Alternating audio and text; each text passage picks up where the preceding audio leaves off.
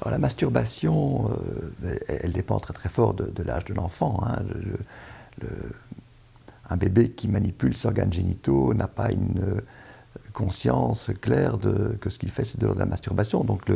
le mot lui-même est un mot des adultes pour qualifier quelque chose qui a un sens particulier pour l'adulte et qui n'a pas le même sens aux différents moments du développement du petit enfant, puis de l'enfant plus grand, et puis de l'adolescent. Donc ça, c'est déjà un premier point. Donc la masturbation, c'est donc quand même une représentation adulte de quelque chose qui a à voir avec ce que les adultes entendent par masturbation. Donc il y a tout un développement de l'activité, on pourrait dire auto-érotique, qui se fait tout au fil du développement d'un enfant aux différents âges. Donc je pense que la masturbation a intérêt à être replacée dans le cadre beaucoup plus large de ce qu'on appelle les auto-érotismes. Alors, qu'est-ce que c'est que les auto-érotismes? Je pense que ça vaut peut-être la peine de s'attarder un peu là-dessus. Au fond, les auto-érotismes, c'est un plaisir qui peut être donné que l'individu peut se donner à lui-même. Mais je pense qu'on a intérêt à bien concevoir que l'auto-érotisme vrai est quelque chose qui est secondaire. C'est-à-dire que le premier plaisir est tout de même ressenti par le petit enfant et par le bébé en particulier dans son interaction avec l'adulte et avec la mère notamment, le plus souvent dans les tout premiers temps de sa vie.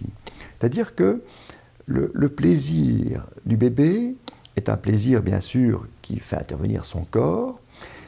mais qui fait intervenir également le corps de la mère ou le corps de l'adulte, et qui surtout est un plaisir partagé. C'est-à-dire que si vous avez par exemple un bébé qui vocalise, eh bien très souvent la mère va répondre sur le même mode ou sur un mode un petit peu différent à son bébé.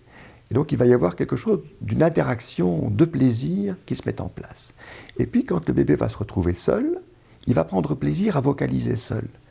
Mais cette vocalisation solitaire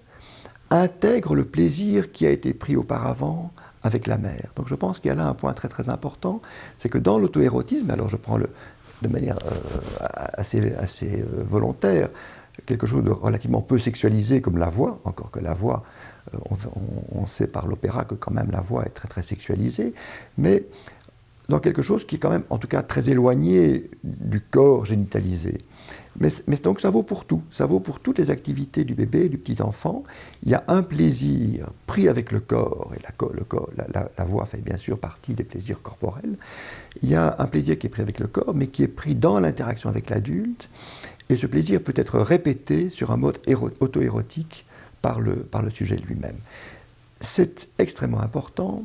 parce que c'est dans ce plaisir pris seul, mais en lien avec un plaisir antérieur pris avec l'adulte, que se constitue la capacité d'être seul. Je pense qu'il y a là quelque chose d'extrêmement important, et en particulier dans notre société actuelle, c'est ce temps de reprise auto-érotique de quelque chose qui était auparavant partagé, mais qui permet à l'enfant de se sentir bien,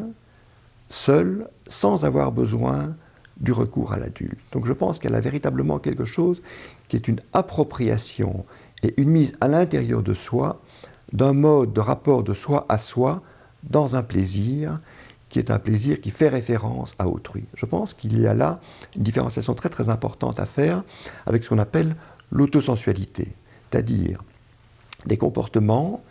qui sont des comportements répétitifs de stimulation sensorielle et de stimulation du corps qui visent à pallier à une souffrance liée à l'absence de l'adulte ou de l'autre. C'est-à-dire justement l'inverse de ce qui était décrit auparavant, c'est-à-dire des enfants qui n'arrivent pas à constituer la capacité de se sentir bien dans des moments de solitude. C'est-à-dire